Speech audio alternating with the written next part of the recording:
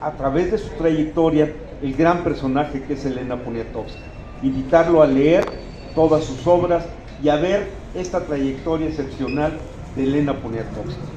Quisiera comentar que esta exposición está hecha con el archivo de Elena, que reunió a lo largo de toda su vida y que hoy se encuentra en la fundación que lleva su nombre. Quiero agradecer a nuestro muy querido amigo Felipe Aro, que aquí está presente, su generosidad, su bondad, su amistad, que nos permitió acceder al archivo durante mucho tiempo, varios meses, para poder curar esta exposición. Así es que resaltar que esta exposición tiene piezas que nunca se han visto y que son de la casa de Elena, ahora trasladadas a la fundación que lleva su nombre. Esta exposición la curamos con 3 ejes: periodismo, literatura y memoria social, que son los ejes fundamentales de manera muy agregada por los que transita y ha transitado la trayectoria de Elena. Asimismo, con eso organizamos 4 mesas. Hoy tenemos la segunda mesa. La primera fue periodismo. Estuvo con nosotros hace 15 días nuestro gran amigo Genaro Villamil, Adriana Malvido y Javier Aranda. Y hoy tenemos la segunda, dedicada exclusivamente a literatura.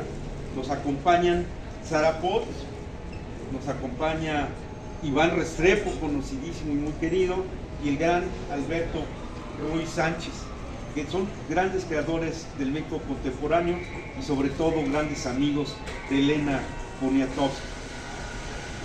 Elena Poniatowska, como todos lo sabemos, ha hecho ensayo, crónica, novela, poesía, libros para niños y prácticamente ha transitado por todos los géneros de la literatura, cosa que no es frecuente en un escritor, pero ella a lo largo del tiempo ha transitado todos estos géneros. Y quisiera yo destacar que en todas las obras de Elena no solo hay la parte de creatividad literaria, sino que en todos hay detrás de la obra una gran investigadora. Hay una antropóloga, hay una socióloga, hay una historiadora y hay siempre una creadora acuciosa, que todos sus libros tienen, además de la parte de ficción y de creación literaria, un sustento y un fundamento de investigación. Por ejemplo, la historia del Partido Comunista está entinísima, por decir algo. Siempre hay una investigación rigurosa de parte de Elena para hacer su literatura. Recuerdo siempre una frase de Elena que dice que el libro que más disfrutó fue Paseo de la Reforma, porque es el único libro en el cual no tuvo que investigar. Entonces, yo creo que es muy importante resaltar esta parte que mucho recuerda a Fernando del Paso con Noticias del Imperio.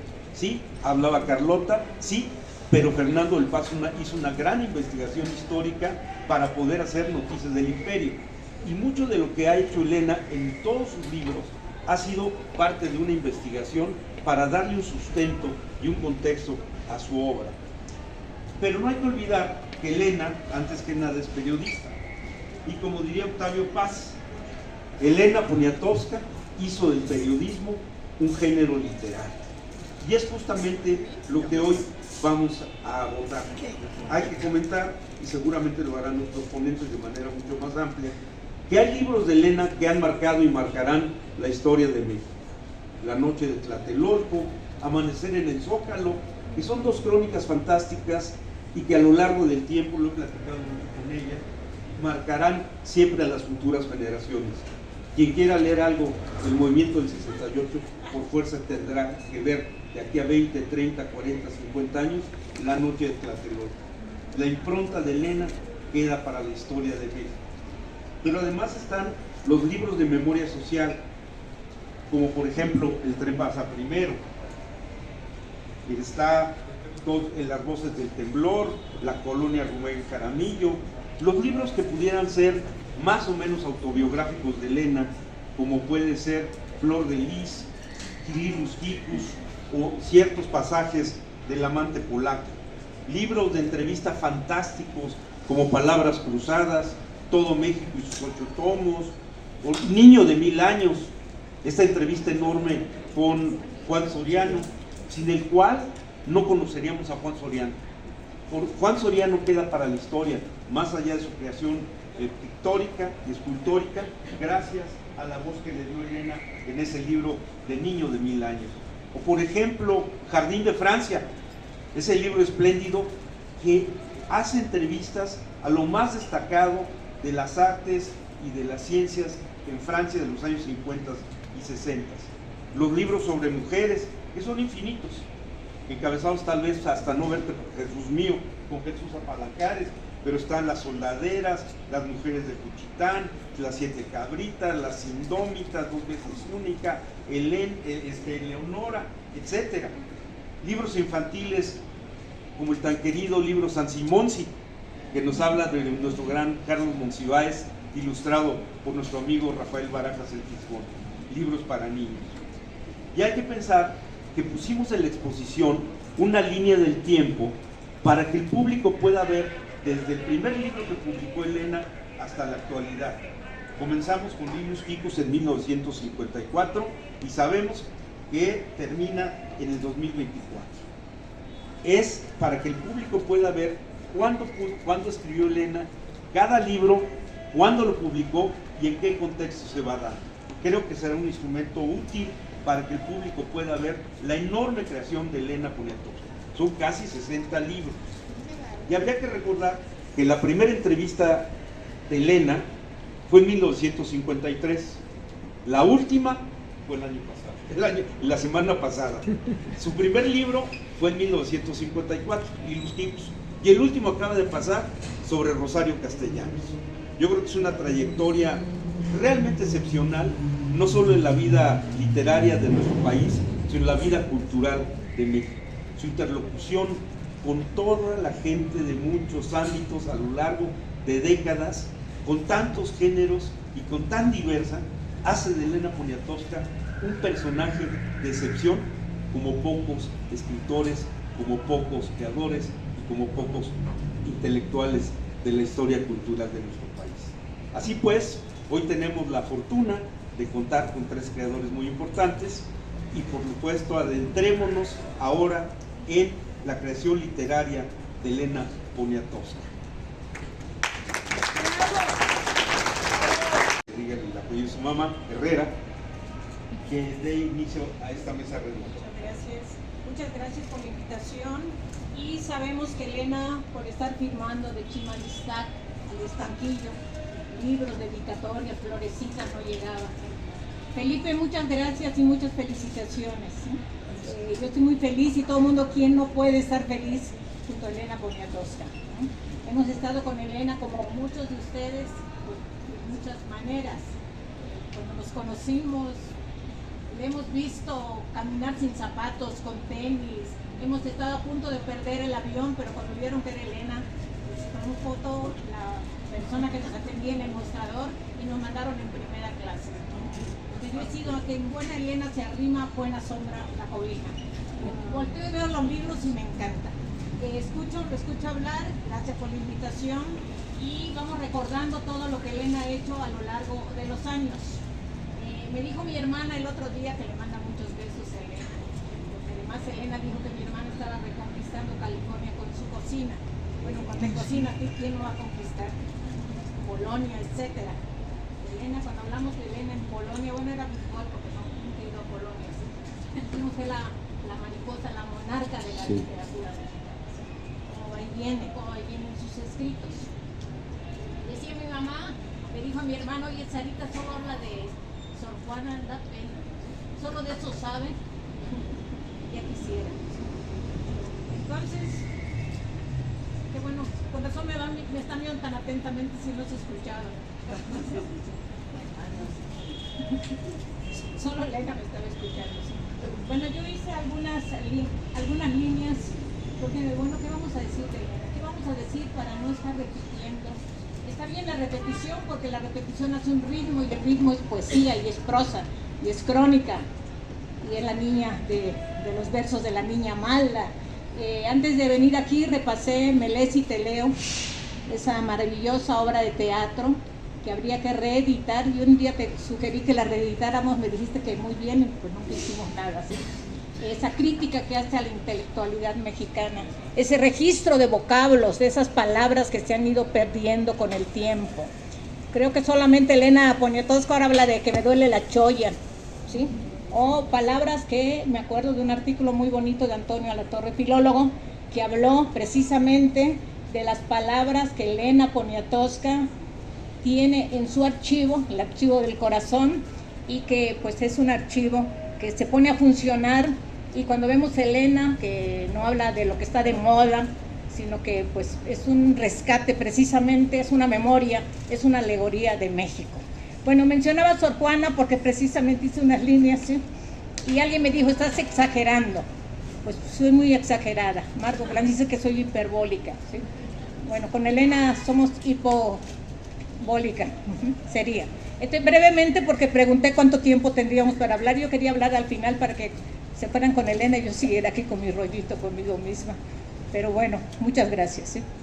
Pensé que los caballeros eran primero, pero parece que seguimos de otra manera.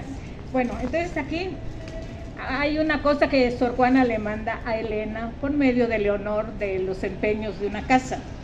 Aquí sería de los empeños del estanquillo. Y dice la obra, era de mi patria toda el objeto venerado, de aquellas adoraciones que forma el común aplauso, y como lo que decía fuese bueno o fuese malo, ni el rostro lo deslucía ni lo desairaba el garbo. Llegó la superstición popular empeño tanto, que ya adoraban deidad el ídolo que formaron. Y luego viene un novillejo que termina y me encanta, que dice así, pocos años de cumplir en mayo acaba, Juana Inés de la Cruz la retratada. Eso es muy bonito, es muy bonito. Y en fin, bueno, muy bonito porque es una cita. ¿Sí? En fin, bueno, estamos hablando de Elena Poniatowska, que su fama va con el siglo, y va entre siglos, y lo que va del 20 y del 21. No es cierto, nos preguntamos, que Elena Poniatowska, la figura literaria mexicana más conocida y reconocida de la segunda mitad del 20 y lo que va del 21, no es cierto que eso es Elena, ello o es Elena Poniatowska. Además de los ademases, de lo que se puede decir de sendas creaciones, y me refiero a Sor Juana y Elena, es precisamente por su fama respectiva. Sor Juana esparcía los originales de su poesía a diestra y siniestra, mientras que Elena incansable regala su firma con dedicatorias personales. En la gran obra y en la de ocasión de una y otra está la marca, el ingenio de su escritura, y esta crece e incluso mucho de ella se pierde de vista de sus autoras, no para quienes la reciben y atesoran orgullo de sus lectoras. Cartas iban y venían a San Jerónimo. Cartas y otros escritos van y vienen de Chimalistac. Elena, además de llevar a pie, antes, cartas a las oficinas de correos, pues escribía, nos escribía, ¿quién no? Mensajes, correos electrónicos, contestaba el teléfono, contesta las entrevistas, sale a la calle, saluda, usa el metro, invita a su casa, se retrata con todo el mundo, participa en marchas y manifestaciones públicas, se reúne con sus amigas, forma escritoras, reconoce el talento de los otros, de las otras, de los otros, de los artistas, a quienes apoya, presenta en sociedad. Eso es también hacer literatura. Para aquellos que le solicitan que les prologue sus textos de literatura y otras disciplinas, artes y oficios. Lo que fue trabajo propio sirve de ajeno descanso. Y cómo no, que se han puesto en más que en buenas manos, en este caso en las manos de Poniatowska. A distinto tiempo, la novohispana autora del verso guadalupano, que hacerse pasa rosa mexicana, apareciendo rosa de Castilla, y quien pasó a rosa mexicana siendo flor de lis francesa, están en la misma geografía, orgullosas las dos de recibir las mágicas infusiones de los indios herbolarios de su patria, de la nuestra. Y vaya que su fama les ha costado trabajo, y aunque en México y fuera de México todos la conocen, Sor Juana se dice de ella, a pesar de su fama, mujer ignorante, y Elena Poniatowska se declara Sancho Panza femenina. ¿Cómo se te ocurren estas cosas? ¿Sí? ¿Sí? También tienen sentido del humor, con lo que sus genios van ganando. Bueno, hay muchas cosas más que decir, pues me estoy brincando. Son espíritus, bueno, no me voy a brincar, ¿sí? Sor Juana Inés de la Cruz y Elena Poniatowska leen lo que se escribe sobre ellas. ¿Qué no leen de sus bibliotecas y de la naturaleza que las rodea? Y generosa, noble y simbólicamente tienen abierta lo que yo llamaría su escuela de amigas, una universidad a la que formalmente ninguna de las dos asistió. Son espíritus universales sin universidad. Actualmente el convento de San Jerónimo es la Universidad del Claustro de Sor Juana y Elena tiene varios doctorados honoris causa. Con títulos o no, indómitas y tenaces, ocupadas en el centro y en el sur de la ciudad, y con un talismán entre sus cuerpos y sus mesas de trabajo, la 10ª musa mexicana y helenísima están en las vanguardias de sus tiempos, a los flancos de otras mujeres, unas con alas de altos vuelos, otras con las alas rotas, de las que trazan sus genealogías, siendo ellas cadenas de unión, marquesinas de referencia. Sor Juana Inés de la Cruz, bisagra de sostén inicial, y Elena Poniatowska, archivo del siglo mexicano, del siglo XX mexicano. A Poniatowska la sorprenden los amores no correspondidos de los sonetos barrocos de la monja Jerónimo.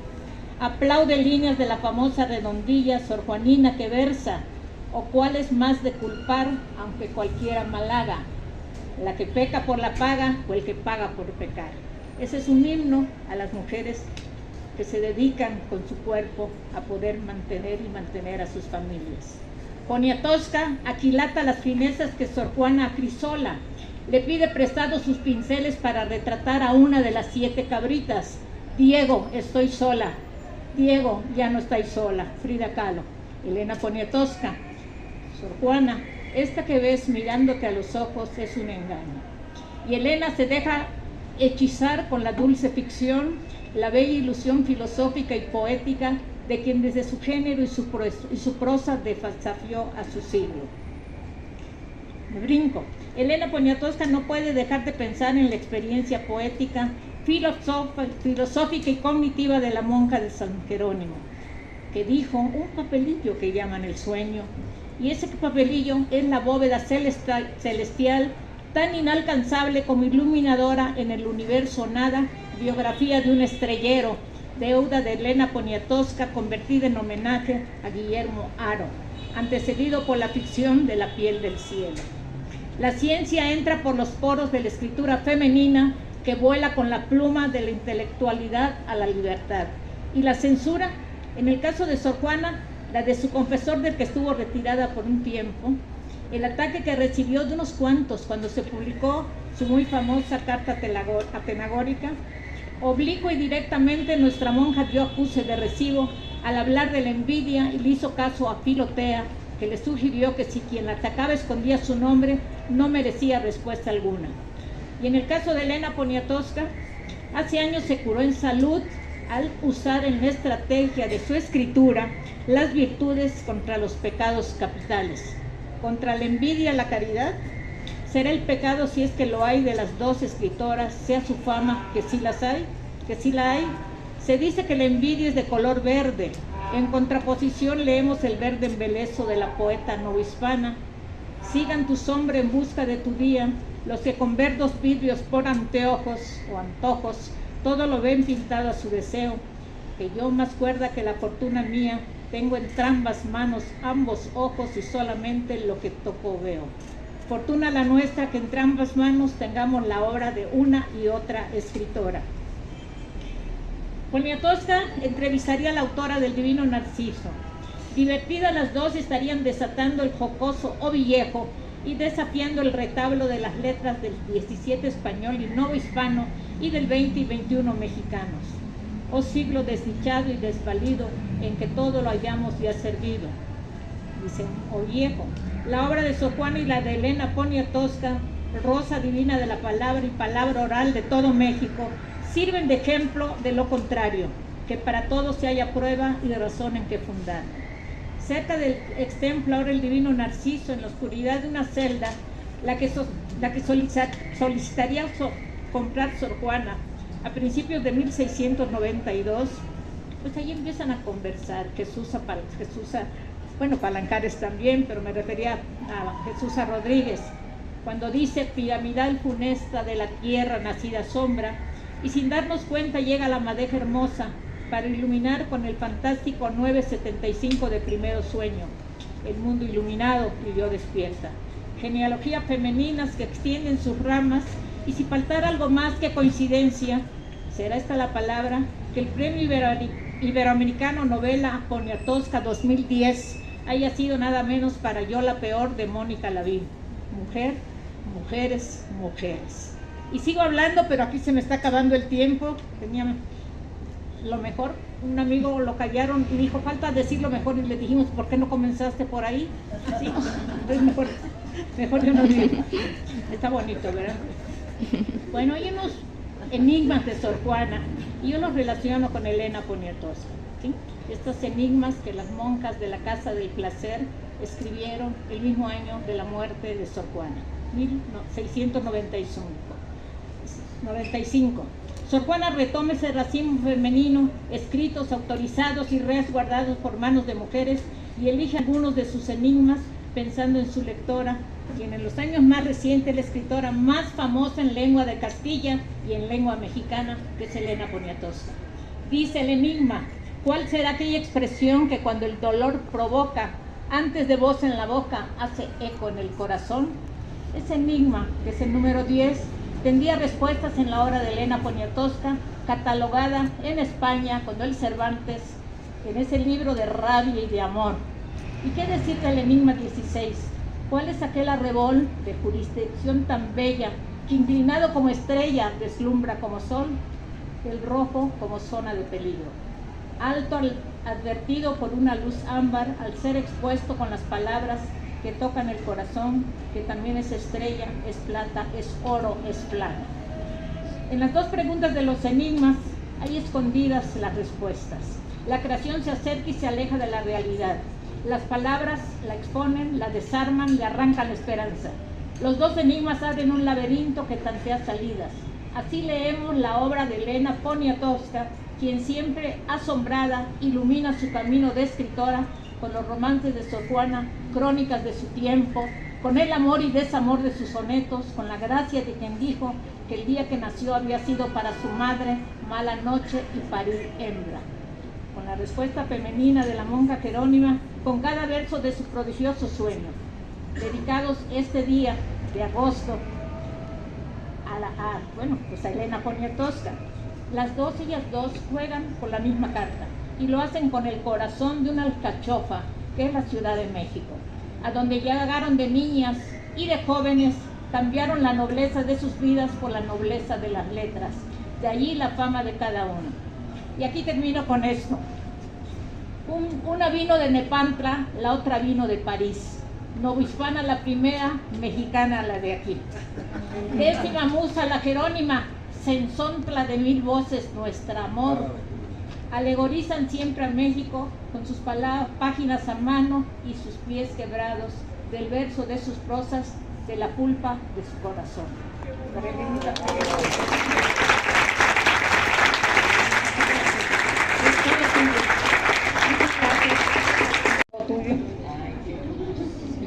Muchísimas gracias por ese bellísimo texto y ese diálogo tan justificado entre Sor Juana Inés de la Cruz y Elena Poniatowska. Le pediría al maestro Iván Restrepo si por favor hace uso de la palabra. De que de eso no sé absolutamente nada. Yo creo que Moisés me invitó porque Elenita y yo somos los únicos sobrevivientes de ese momento maravilloso que fue México en la cultura, en novedades. Ella en el suplemento que dirigía Fernando Benítez y yo como editorialista de ese periodo. Pero quiero referirme a dos temas que tienen mucha actualidad hoy en México y en el mundo. Uno es un libro maravilloso de Elena, para mí el más difícil de leer, que es El amante polaco, los dos tomos. Resulta que Elena nos da una recreación maravillosa sobre lo que es el siglo XVIII en Europa, y lo hace a través de uno de sus antepasados, el rey Poniatowski, que, como todo el mundo sabe, fue el último rey que tuvo Polonia. Pero Poniatowski fue un adelantado de su época, y eso lo detalla muy bien Elenita en su libro. Fue el primero que abolió la pena de muerte por brujería, nomás por brujería. 2, impulsó las artes, todas absolutamente. Pensaba que la educación era lo fundamental en un país para poder sacar a los siervos de la situación en que se encontraba. También fue el autor de la primera constitución que hubo en Europa, antes que la Declaración de los Derechos Humanos. Solo había 2 constituciones en aquella época, la de Estados Unidos, la de Filadelfia, y la de Stanisław en Polonia. Por supuesto, Elenita refiere a algo que fue la perdición de su antepasado. Se encamó, ya saben, a Catalina la Grande.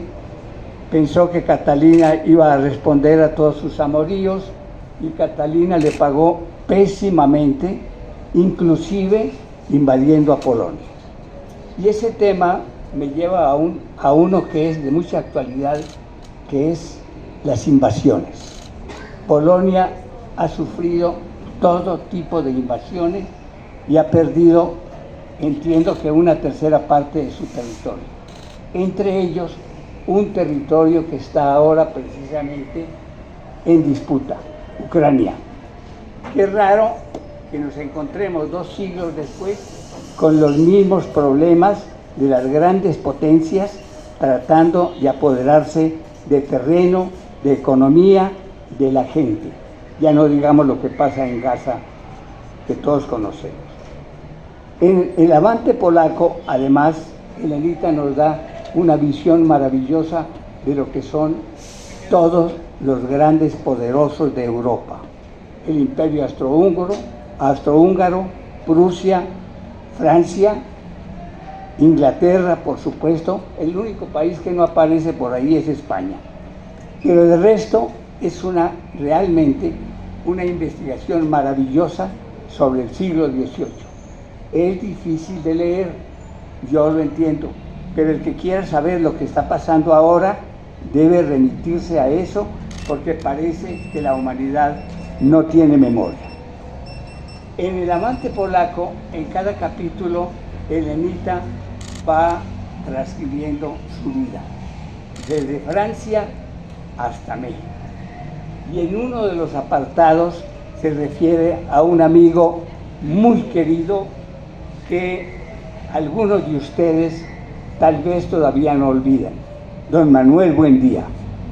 Manuel Buendía fue uno de los grandes columnistas que ha tenido México. Fue asesinado el 30 de mayo de 1984, cuando salía de sus oficinas. Elenita, en su libro El Amante Polaco, narra ese asesinato y narra cómo ella tenía a su lado en las comidas que organizábamos en la casa en el Ateneo y en Cangueo, tenía precisamente a un hombre que se le hizo muy hosco. Decía, siempre viste muy bien, con unos lentes muy raros, pero es hosco. Yo no entiendo cómo puede estar al lado de Manuel Buendía, siendo como es. En el otro lado de la mesa, al lado de Elenita, estaba Monsiváis, que era todo lo contrario.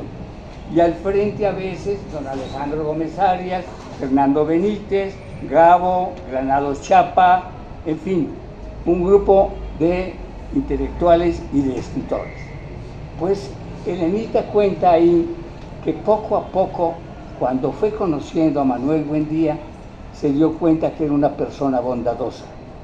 Y llega en un extremo, para narrar esa bondad, a decir que si ese hombre tan elegante, tan especial, que parecía un arquetipo sacado del siglo XIX, era capaz de quitarse toda su vestimenta para cambiarle la llanta a su bochito en caso de que la llanta se bajara.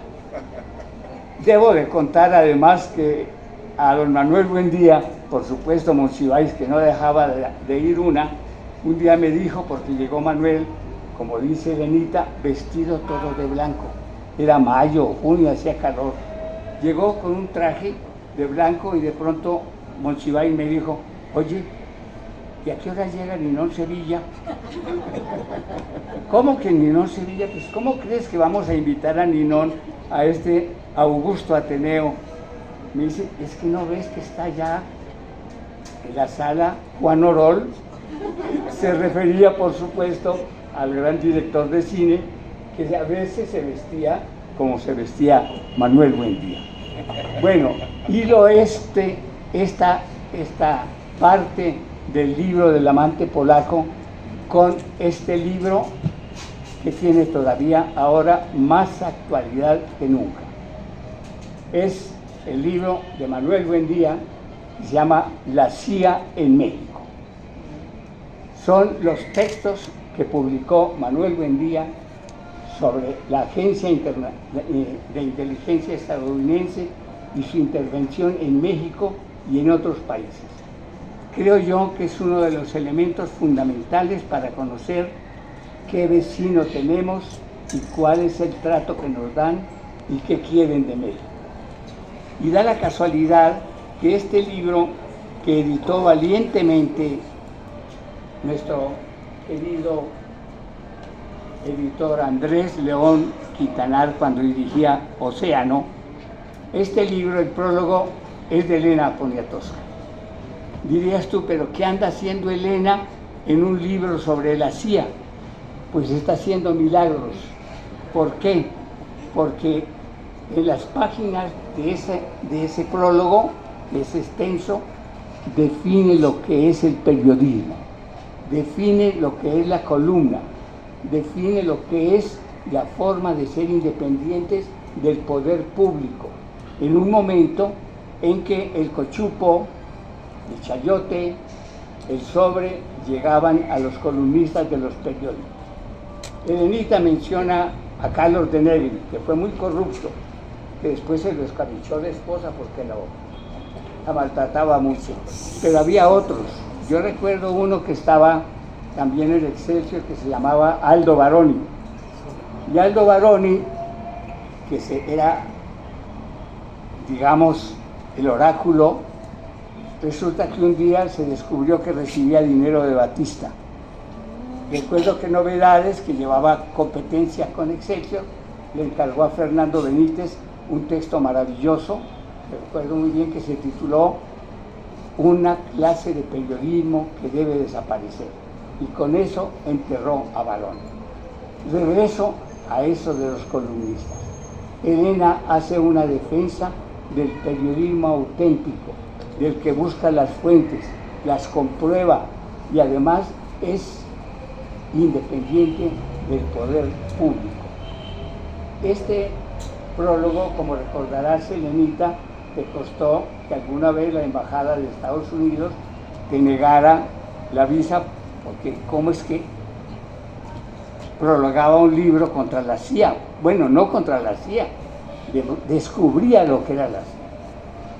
Bueno, Elenita, todos sabemos que es buenísima para sacarle la sopa a los entrevistados. Y creo que una de las entrevistas que no aparece en ningún libro es una entrevista que me hizo en 1974 para la revista Siempre. Yo acababa de estar estudiando el cacicazgo de los copreros en Guerrero. Había habido una muerte de copreros a costa de sus derechos, y los caciques de la copra mataron decenas de copreros. Me tocó estudiar esa zona, y Elenita, en una comida en la casa de Hugo B. Margain, cuando se presentó el libro Zapata y la Revolución Mexicana, estaba con su esposo, con Guillermo Haro. El prólogo de Zapata y la Revolución Mexicana es de Carlos Fuentes y el libro de Joe Womack es uno de los fundamentales sobre Zapata. Pues ahí el que presidía la reunión era el presidente Echeverría y a mí me pidieron que hablara de lo que pensaba de los cacicazgos y comencé a hablar del Gargaliote de Gonzalo N. Santos y del 03 de Martiniano Martín en Hidalgo, en Tula, y finalmente de lo que pasaba en Guerrero. Todo el mundo medio aplaudió y yo pensé que a Elenita se le había olvidado esa intervención, que en aquel momento fue muy valerosa porque en aquella época Echeverría, con su lema arriba y adelante, quería ser el Lázaro Cárdenas de fines del siglo XX. Y me buscó unas semanas después y ahí nos citamos en el set de Insurgentes y lo primero que me preguntó en la entrevista fue: ¿tú conociste a Lucio Cabañas? Yo me quedé helado. Dije: Elenita, pero a ver, ¿por qué me preguntas eso? No, pues es que estás en Guerrero, ya sabes que Lucio Cabañas está alzado en armas contra el gobierno, debes de haberlo conocido.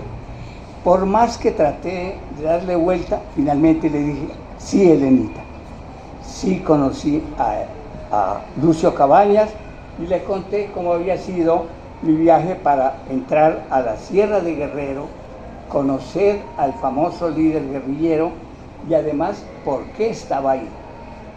Yo estaba estudiando con Salomón Nagmat y con Margarita Nolasco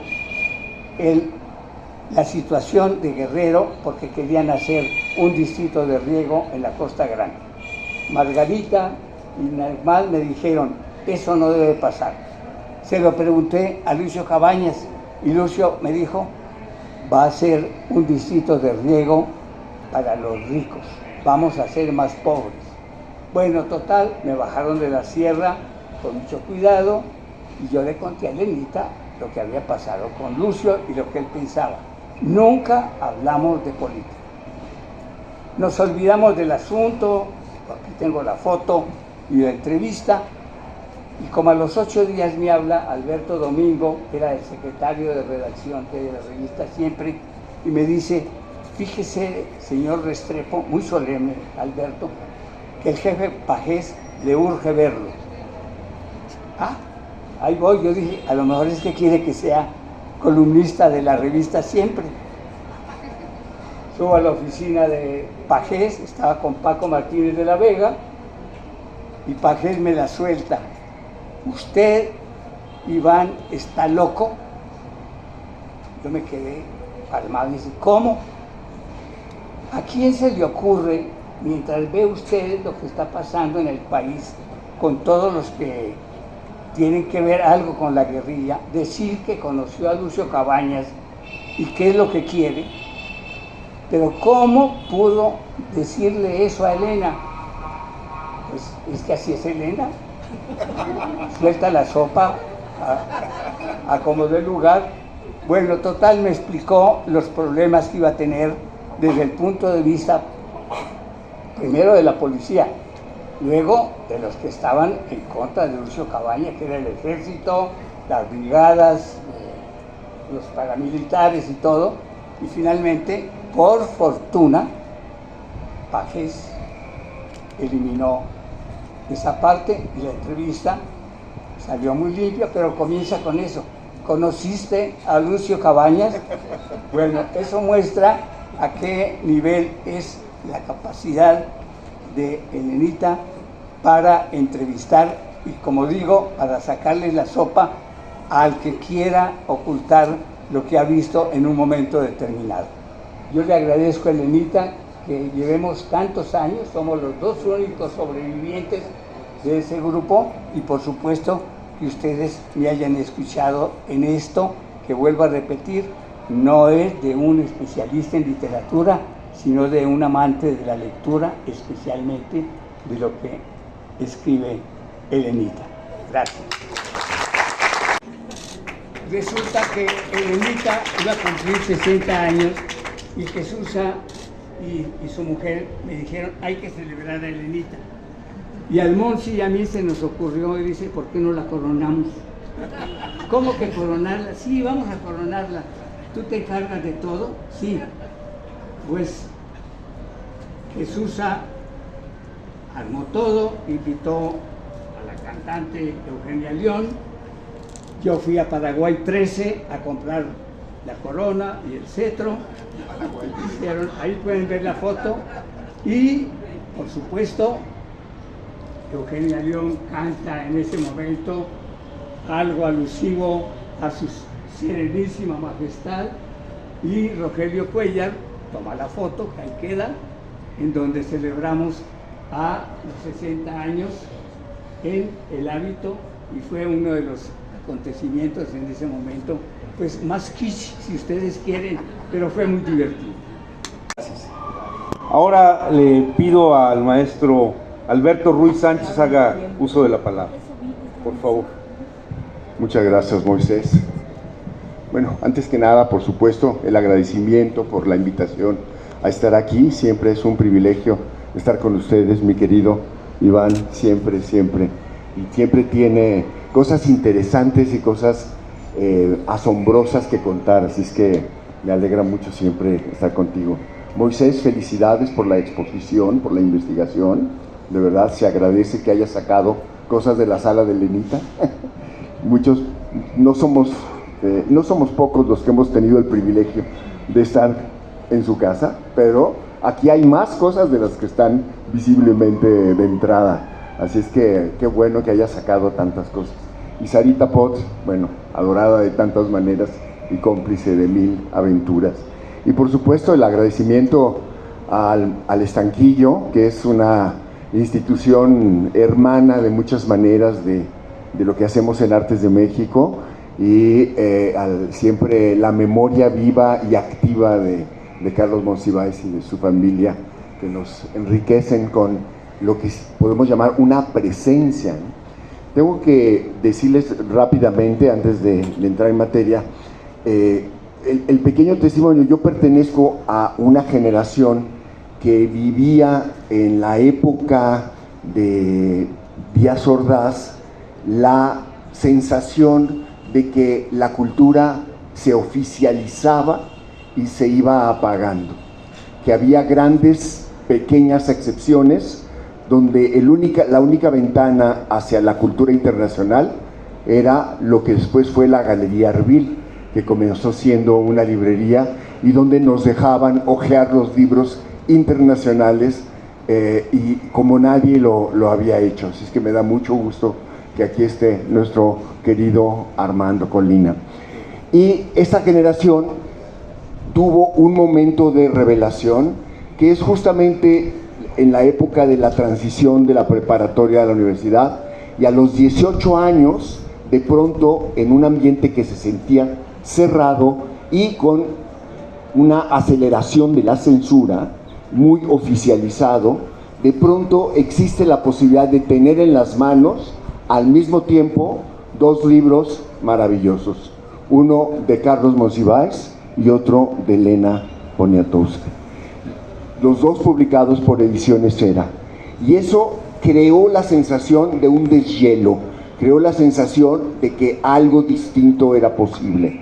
Era todavía el principio el sueño que quería vendernos Echeverría, que después, muy rápidamente, el Jueves de Corpus ya se había podrido.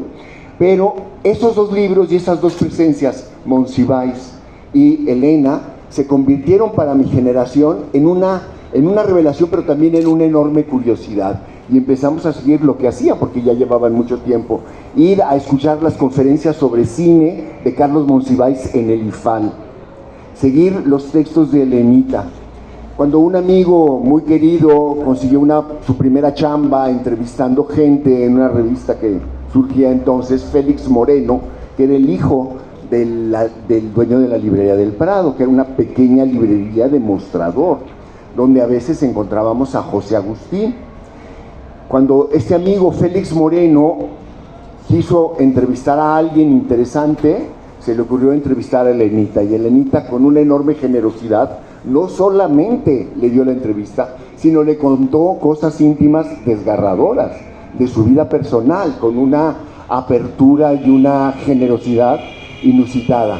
Y siempre, de alguna manera, Elena sorprende, y siempre se agradece esta actitud en la vida y esta incesante labor de curiosidad de lo que puede transmitirnos de muchas dimensiones de la vida.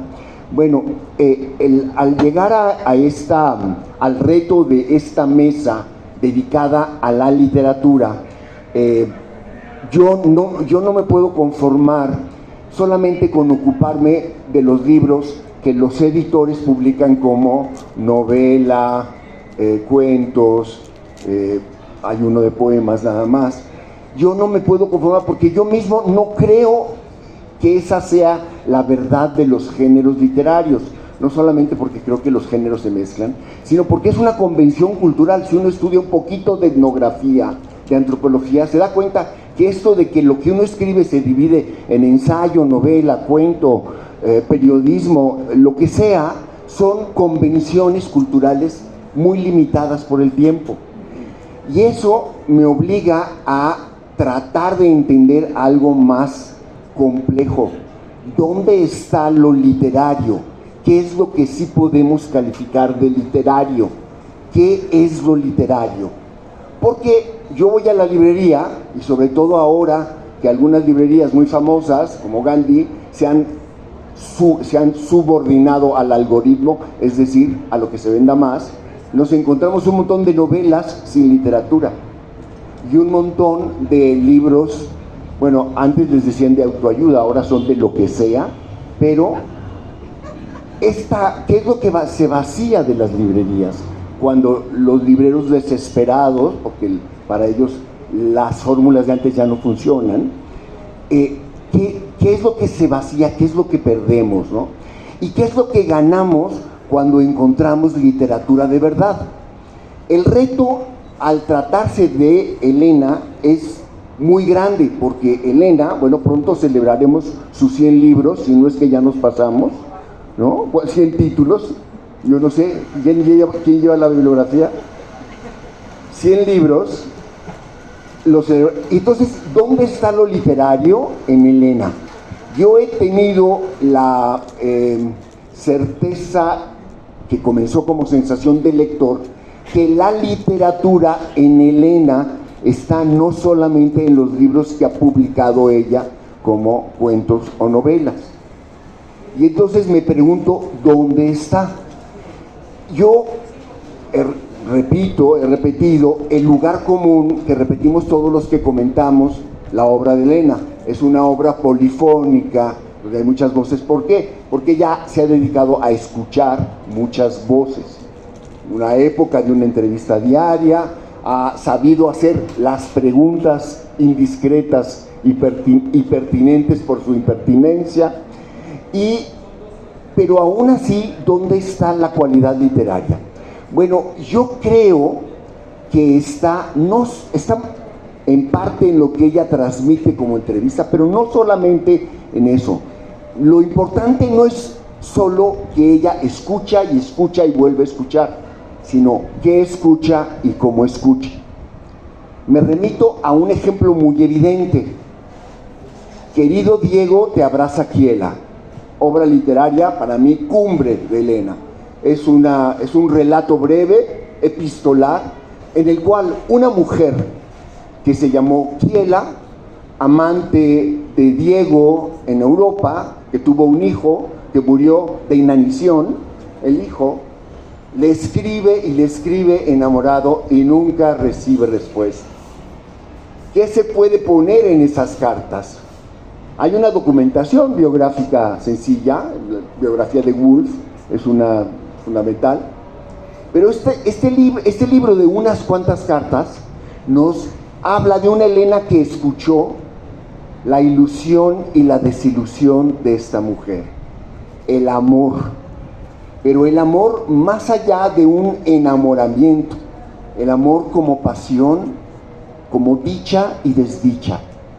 Eso lo supo escuchar Elena y lo supo poner en escena en estas cartas, con el golpe final tremendo en el cual, citando, además sabe la increíble sabiduría de poner al final la cita de la biografía de Woolf, en la que dice que se cruzaron tiempo después Kiela y Diego en un lugar público y él no la reconoce.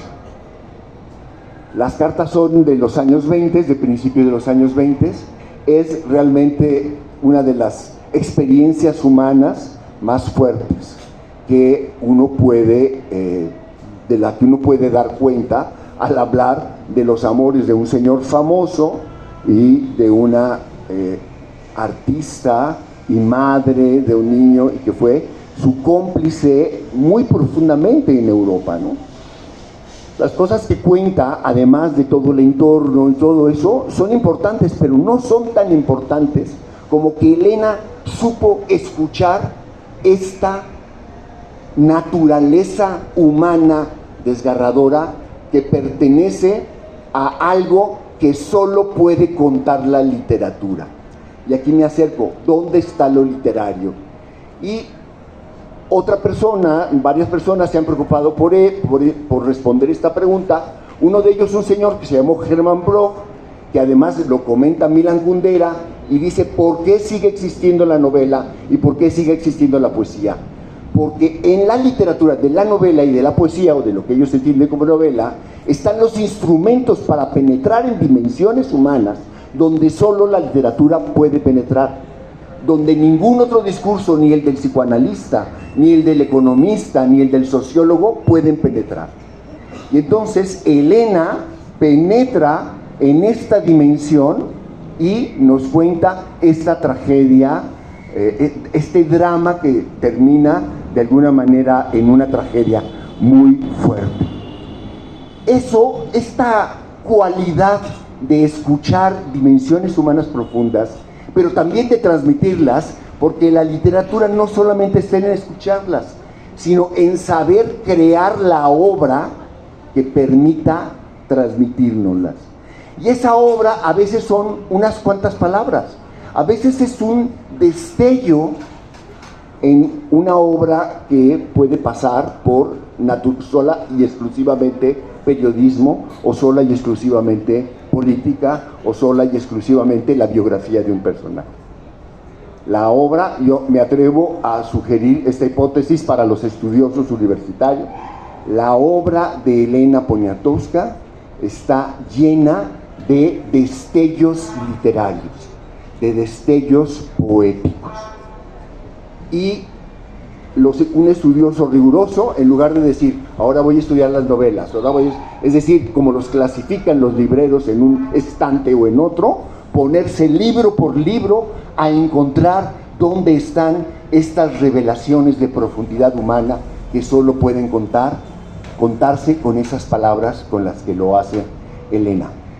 Yo les voy a contar, cuando muchos años después de aquel descubrimiento de los 18 años, cuando con Margarita de Orellana, que se oculta siempre por ahí, emprendimos el proyecto de Artes de México, lo que nosotros tratamos es de hacer lo mismo, no nos vamos a restringir a un género, nos vamos a ocupar de realidades humanas importantes. Cuando comenzamos nos decían, ¿por qué? El segundo número fue sobre Gabriel Figueroa. ¿Por qué se ocupan de Gabriel Figueroa si solamente tiene lugares comunes nacionalistas? Me lo dijo Carlos Monsiváis. Y yo me senté con Carlos a ver películas de Gabriel Figueroa y él escribió un texto prodigioso sobre Gabriel Figueroa. En el siguiente número, en el número 3, sacamos en portada un acercamiento a una olla del siglo XVIII que parece un cuadro abstracto. La gente nos decía, ¿quién es? ¿Es un Vicente Rojo? No, cuando vieron que era una olla del siglo XVIII decía, ¿por qué le dedican a un artesano la portada de una revista cuando deberían dedicársela a los grandes autores? Y así sucesivamente existía esa idea de artes mayores, artes menores. Bueno, Cuando pensamos en ocuparnos de temas mexicanos que pasan por lugares comunes, todo el mundo, la muerte en México, el mexicano se ríe de la muerte, etc. Cuando vamos con la gente que ha recorrido los lugares donde se hacen los rituales de muertos, vemos que la risa y la carcajada sucede solamente en el 15% del país. Ahora un poco más gracias a Hollywood. Pero en el otro, ¿qué sucede en el otro 85% que celebra los rituales de muertos? Cosas complejas e inusitadas. Hicimos un número que se llamó Serenidad Ritual, con la asesoría de una mujer genial, Ruth Doche Lechuga. Bueno, pero nos quedaba fuera un fenómeno complejo y riquísimo, que es el ritual por el cual la gente fotografía y pinta, esto comenzó con la pintura, a los bebés que acaban de morir. Nada más doloroso que un niño que acaba de morir. ¿Y qué es lo que nos encontramos? Que no había ensayo sobre el tema no había sido estudiado, salvo por un hombre genial que se llama Gutiérrez Aceves, que como sabemos es medio hermano de Carlos Monsiváis. Y Gutiérrez había hecho un ensayo que se llamaba Entierro de Angelitos. Y empezamos a buscar qué más había sobre el tema. Y era el único ensayo. Pero ¿qué es lo que había? Un montón de literatura. ¿Por qué? Porque es una realidad tan dura y profunda que solamente la literatura la puede atrapar. Había poemas, no solamente de México, por ejemplo, el argentino Enrique Molina escribió un poema bellísimo. Pero ¿quiénes eran las dos obras literarias más importantes que habían dado cuenta de este fenómeno? Josefina Vicens y Elena Poniatowska. Y hay un capítulo en Hasta no verte, Jesús mío, donde Elena cuenta, pues, la historia que le cuenta la señora Palancares, que es el nombre del personaje, era Borges, ¿no? Borges. Y le cuenta cómo de pronto llega una persona a decirle: oiga, no está su marido porque necesitamos que sea el padrino de que entregue a mi niño. Y Jesús no entiende muy bien, le dice: yo pensé que era una confirmación, se trataba de entregarlo porque ya iba a morir. Es decir, el niño estaba moribundo. Y entonces recurren al padrino de este ritual. Entonces ella va y se da cuenta, pues, que tiene que hacer todo un ritual. Después ya llega el marido con la responsabilidad de hacer una fiesta. Y lo que Elena nos cuenta no es solamente una descripción etnográfica de todo el ritual de festejar al bebé que va a morir y luego acaba de morir, sino la paradoja, y ahí hay una dimensión literaria irreemplazable, de una enorme alegría ante el niño que muere. Los cohetes no les alcanzan para hacer el festejo, tienen que ir a comprar más cohetes, que se bebe, etcétera, todo con esta paradoja y esta dimensión humana que, contada como paradoja, se vuelve una dimensión literaria muy importante. Bueno, en todos los libros de Elena hay este atreverse a detenerse y oír, no solamente proceder con el juicio. Y para mí, yo la verdad no he tenido ni el tiempo pero me gustaría tenerlo para recorrer toda la obra de Elena y no solamente detectar estos destellos, sino hacer el inventario de los destellos. Mi recuento de notas y de prejuicios y de marcas en los libros me hace subrayar la dimensión del deseo y la dimensión del amor. Y uno de los libros que para mí son más, que yo siento más ricos y cercanos, y son muchos, pero uno que para mí es realmente conmovedor, es el libro Leonora, donde hay un montón de estos destellos, pero hay algo muy interesante. Bueno, primero, nadie entiende a Leonora como Elena y sabe hacer la distancia con ella. Nadie entiende el origen aristocrático de Leonora y la rebelión, ¿no? O sea, ese momento en el que llega la nueva tutora, la señora, ¿cómo le pusiste? Porque además es el nombre de una artista surrealista. Bueno, que era la tutora, y le dice que, y Leonora, niña, está escribiendo en un cuadernito, y le dice, ¿qué estás haciendo? Y dice, estoy haciendo un manual de desobediencia.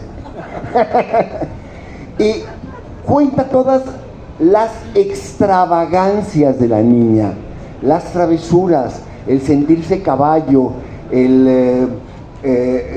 todo lo que los seres imaginarios empezaban a poblar su mundo de niña.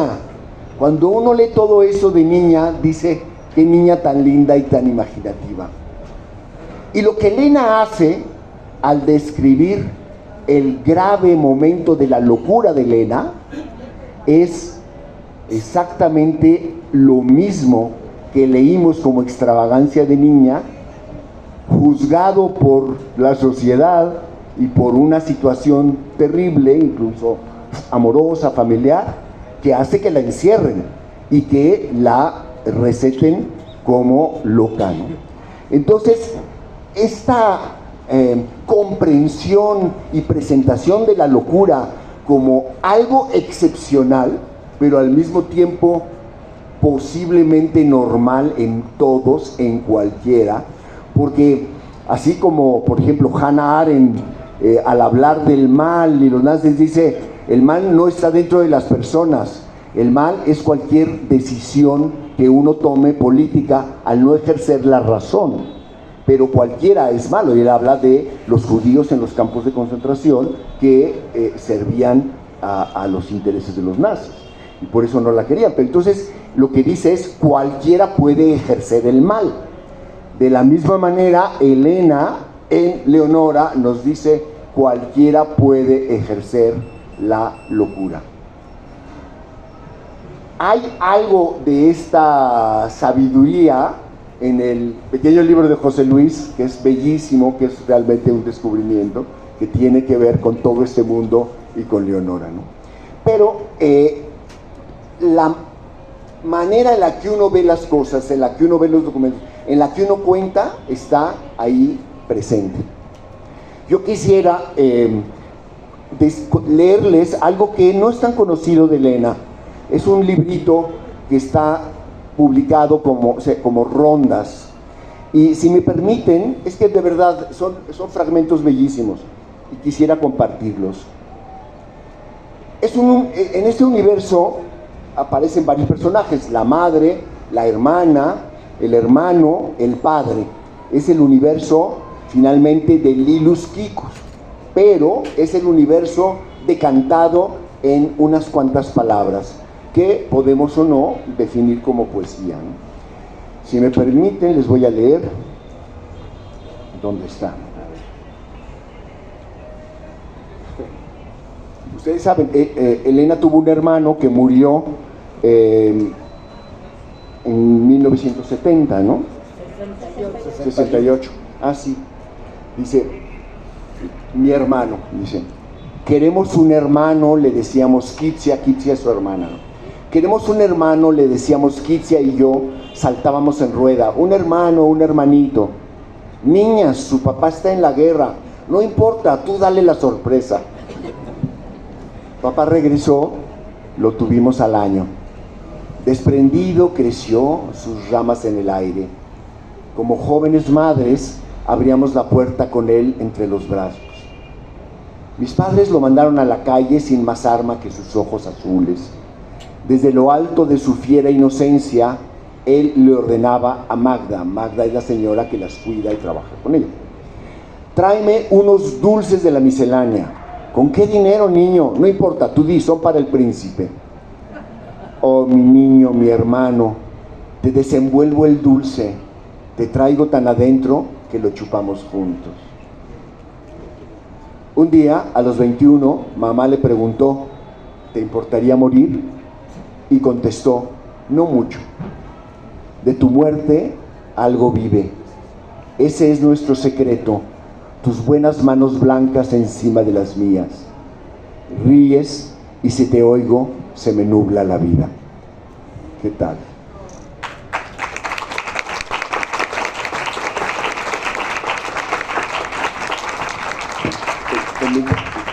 puedo.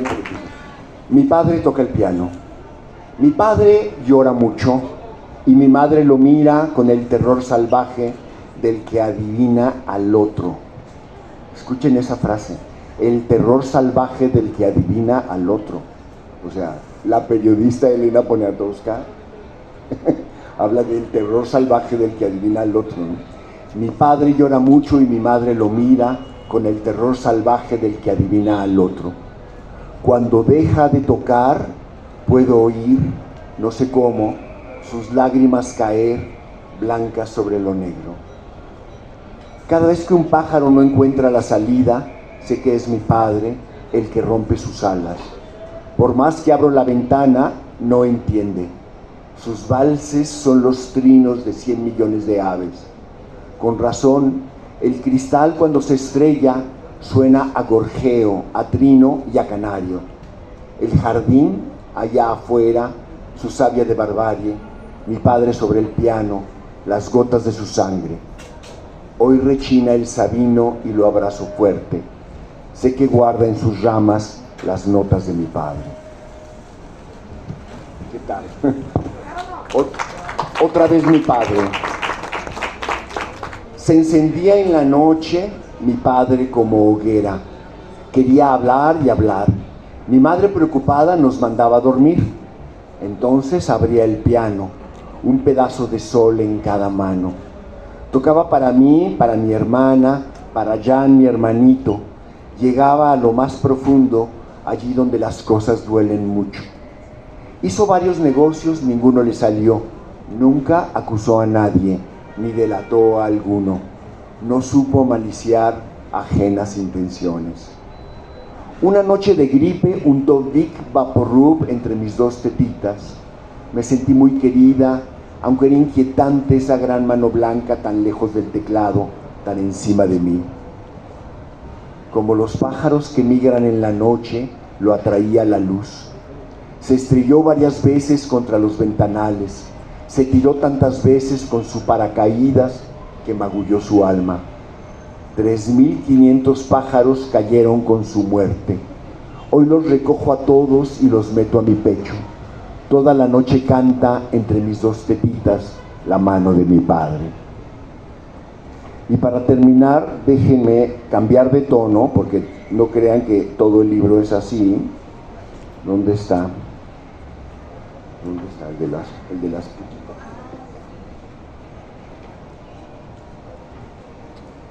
Este es muy bonito.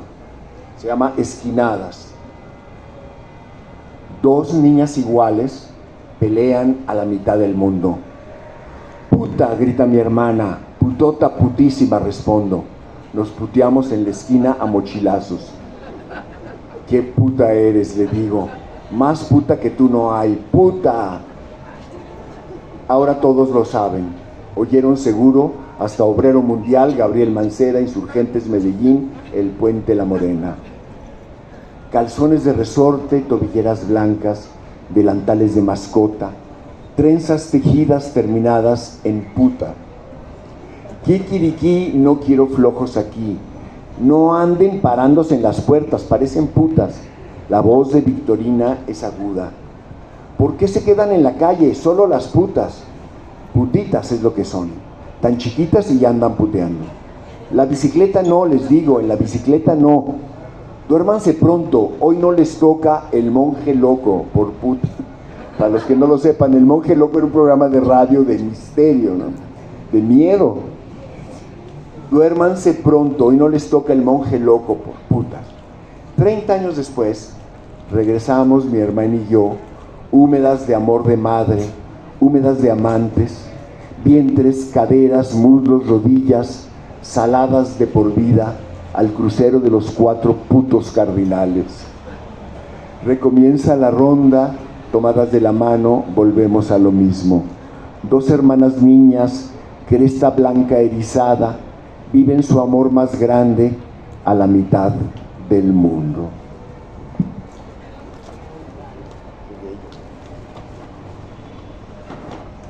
Estar al lado de Elena, convivir con ella, aunque sea momentáneamente, es siempre un regalo y un ejemplo de la más elemental pero cada vez más necesaria y difícil humanidad. En una modernidad ciega de tanto ver y sorda de tanto ruido, Elena es uno de nuestros más grandes y más humildes antídotos. Y eso es hacer literatura. Muchas gracias.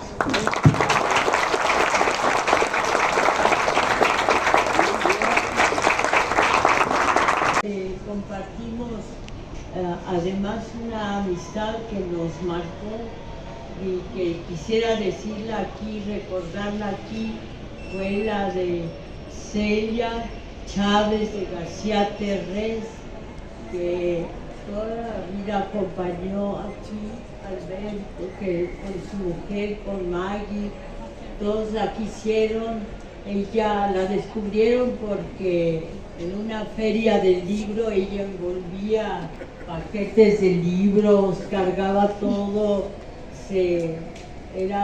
tenía una capacidad de trabajo extraordinaria y también de entrega extraordinaria.